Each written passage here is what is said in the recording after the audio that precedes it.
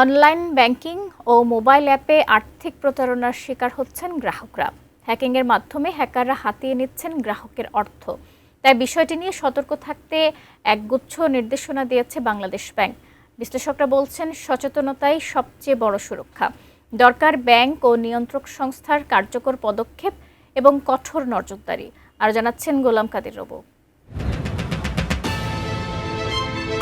Digital লেনদেন সহজ করেছে মানুষের জীবন। তাই তো গতানুগতিক ব্যাংকিংয়ের পাশাপাশি এখন ব্যাংকগুলো জোর দিচ্ছে ডিজিটাল ব্যাংকিংয়েও। ব্যাপক সুযোগ থাকছে ব্যাংকে না গিয়েই ঘরে বসেই অনলাইন ও ব্যাংকের অ্যাপস ব্যবহার করে লেনদেন করার। কিন্তু সেই সুবিধায় হ্যাকিংয়ের আতঙ্ক। অভিযোগ, আর্থিক প্রতারণার শিকার হচ্ছেন অনেক গ্রাহক। নানা কৌশলে হাতিয়ে নেওয়া হচ্ছে তাদের অর্থ। ডাচবাংলা ব্যাংকের আগে একটা ডট দিয়ে আপনার কাছে মেসেজ পাঠালো যে আপনাকে ওটিপি কারো কাছে শেয়ার করবেন না। আপনি যেটার মধ্যে ঢুকছেন না, ওই লিঙ্কে ক্লিক করলে আপনি হ্যাক হয়ে গেলেন। কারণ সে তো ডাচবাংলা ব্যাংক পাঠায় নাই, সেটা হ্যাকার আপনাকে ডাচবাংলা ব্যাংকের নামকরণ করে আপনাকে পাঠাইছে। ডিজিটাল ব্যাংকিং বিশ্লেষক ফিরোজ কবির জানালেন কিভাবে প্রতারণার শিকার হচ্ছেন গ্রাহকরা। আপনার কাছে যদি কোনো মেসেজ আসে, মেসেজের মধ্যে কোনো লিঙ্ক থাকতে পারে, www বা বিভিন্ন ধরনের লিঙ্ক থাকতে পারে। এই লিঙ্কে যদি আপনি ক্লিক করেন, ক্লিক করলে আপনি হ্যাকারের কবলে পড়তে। ওটিপি হিসেবে আপনাকে বলেছে 4932 বা 3942, 4 ডিজিট একটা ওটিপি থাকে। এটা যদি দিয়ে দেন, এটাও আপনি হ্যাকারের কবলে পড়তে পারেন। কিন্তু কোনো একটা কম্পিউটার আপনার কাছে কল করেছে, কল করে আপনার কাছে তথ্য দিচ্ছে আপনি এখন এই একটা ট্রানজ্যাকশনটা করার জন্য ওটিপি দেন। এটা একটা হতে পারে, অথবা কোনো মানুষই আপনার কাছে ফোন দিয়ে বলতে পারে যে আপনার একটা ওটিপি গেছে, ওটিপিটা দেন। বিষয়টি নিয়ে উদ্বিগ্ন নিয়ন্ত্রক সংস্থা বাংলাদেশ ব্যাংকও। এ ধরনের ঘটনা রোধে তারা দিয়েছে কয়েকটি নির্দেশনাও।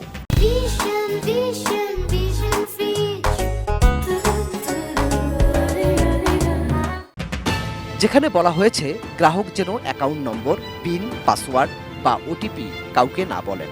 অপরিচিত লিঙ্কে ক্লিক করা যাবে না। অনলাইন জুয়া থেকেও বিরত থাকতে হবে। লাইসেন্সবিহীন অ্যাপস ব্যবহার না করা।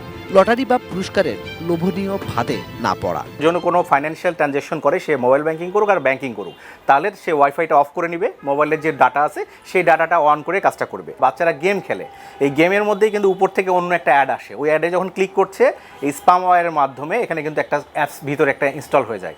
এই ইনস্টলটা যখন হয়ে যাচ্ছে, এই অ্যাপসটা আপনি দেখতেও পাবেন না মোবাইলের মধ্যে।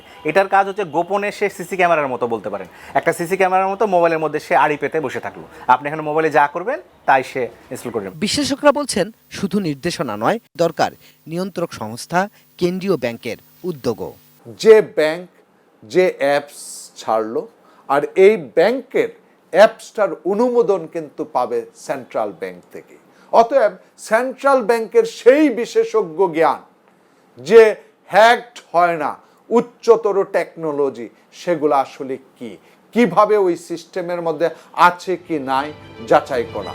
গ্রাহকদের সচেতন করতে মুনাফার একটা অংশ এসব কাজে খরচ করারও পরামর্শ দিচ্ছেন বিশ্লেষকরা। গোলাম কাদের রবু, এটিএন নিউজ।